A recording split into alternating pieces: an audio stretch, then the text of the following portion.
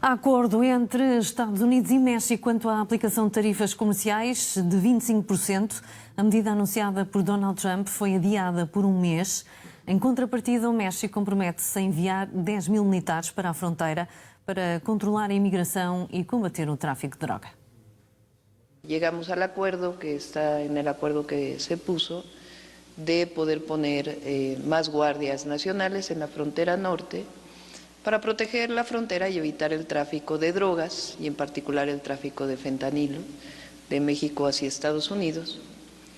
Le planteé siempre que queríamos que pusiera en pausa las tarifas. Entonces estuvo de acuerdo y al final me preguntó que cuánto tiempo quería poner en pausa. Le dije, bueno, pues vamos a ponerlo en pausa para siempre. Y me dijo, bueno, pues, ¿cuánto tiempo? Le dije, bueno, vamos a ponerlo en pausa un mes y estoy segura que en este mes vamos a poder dar resultados.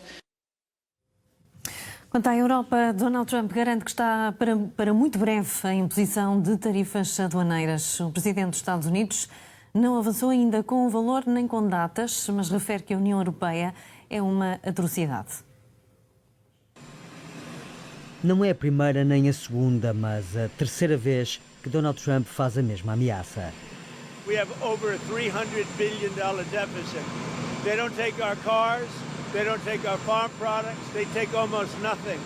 And we take everything from them, millions of cars, tremendous amounts of food and farm products. UK is out of line, but I'm sure that one, I think that one can be worked out.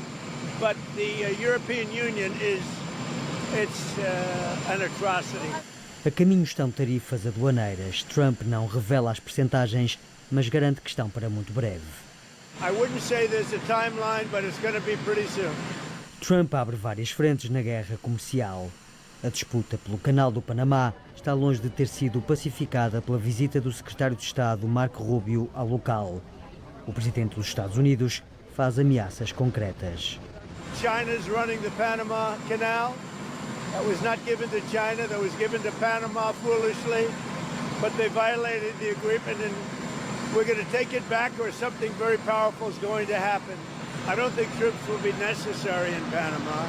O presidente do Panamá tenta serenar o diferendo e garante que vai trabalhar com os Estados Unidos em novos investimentos, mas não deixa de dar um recado a Donald Trump. No cabe duda que el canal es operado por nuestro país y así seguirá siendo. Yo no creo que haya habido discrepancia en eso.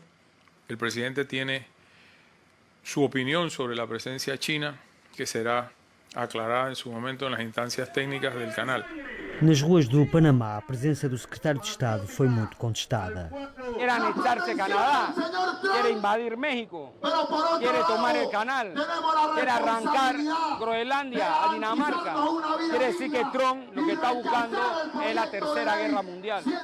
Do Canadá e do México surge cada vez mais contestação às tarifas de 25% que Donald Trump diz estar a impor para forçar os países vizinhos a combater a entrada de fentanil em território norte-americano. A presidente mexicana fala numa calúnia.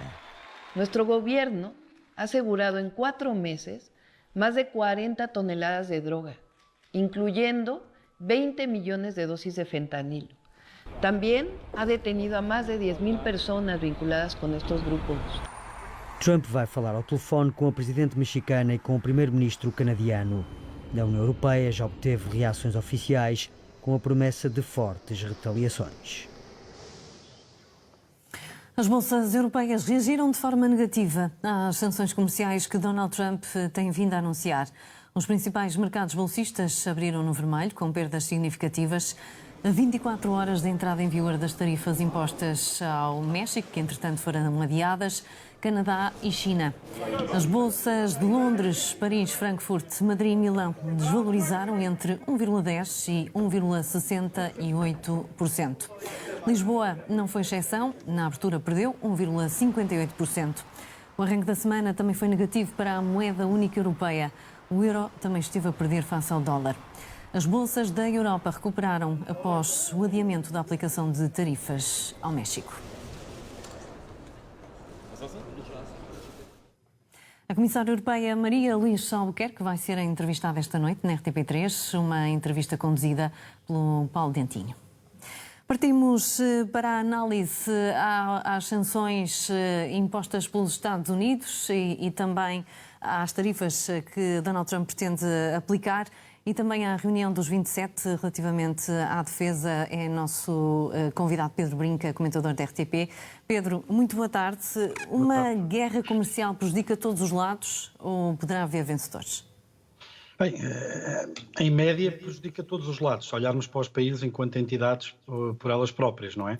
Agora, claro, as tarifas têm efeitos redistributivos. Dentro de cada país há quem ganhe com as tarifas e há quem perca com as tarifas. Mas de um ponto de vista global, crê-se que de facto os países podem perder com as tarifas. E existem razões para que os economistas acreditem nisso.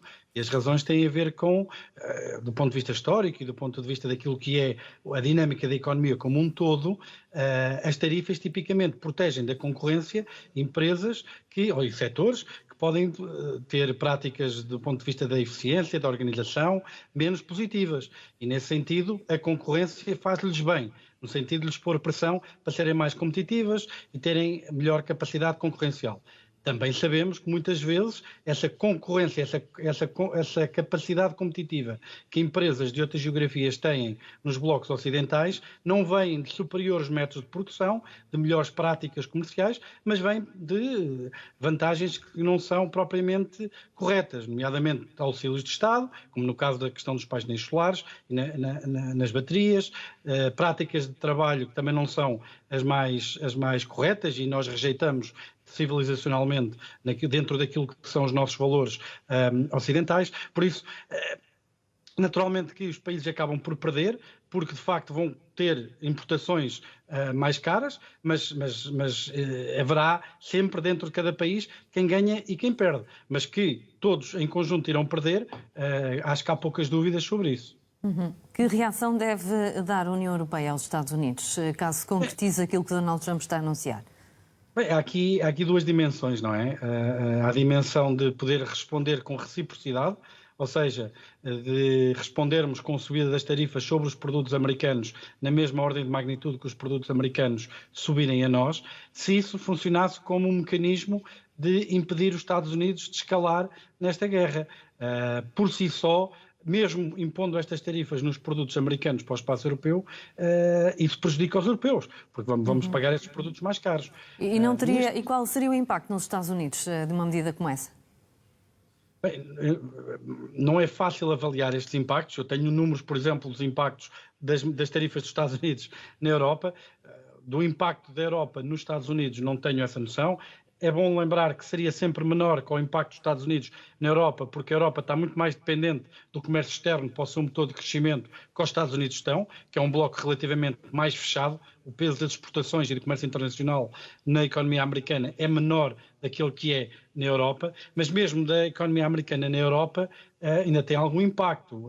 Este aumento de tarifas, a concretizarem-se os tais 10% sobre todos os bens que têm sido avançados, estamos a falar do impacto de cerca de 64 pontos base na taxa de crescimento do PIB da União Europeia. Mas há aqui algumas reservas neste número. Bem, peço desculpa, não é 0,64, era 0,11. 11 pontos base na taxa de crescimento do PIB europeu.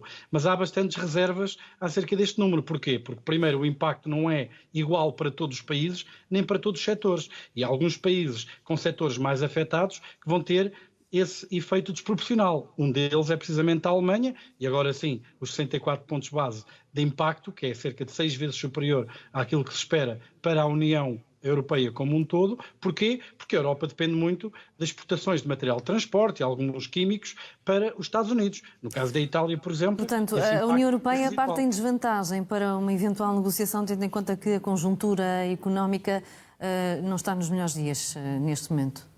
Também temos essa questão, que é realmente a dinâmica de crescimento económico na zona euro não é a melhor.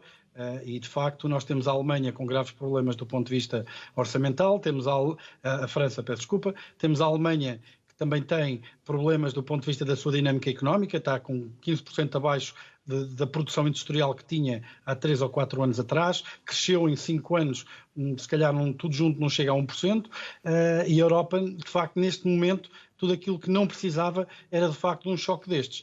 Não obstante, em todas as dificuldades há, de facto, oportunidades. E, por exemplo, se Trump decidir pôr 10% de tarifas sobre a União Europeia, os 25% sobre o Canadá e os 25% sobre o México, apesar desta moratória de um mês que foi agora alcançada nesta ronda de negociações entre a Presidente do México e o Presidente dos Estados Unidos, o que é certo é que os bens da União Europeia ganham competitividade face aos bens canadianos, porque os canadianos aumentam 25%, os mexicanos aumentam 25% e os europeus só aumentam 10%. Por outro lado, como alguns destes blocos já anunciaram que vão ter medidas recíprocas, como é o caso do México, do Canadá, que disse que ia aumentar as tarifas exatamente na mesma medida que os Estados Unidos aumentarem face ao Canadá, também abre o mercado do Canadá também a produtos europeus, que vão se tornar mais competitivos que os americanos.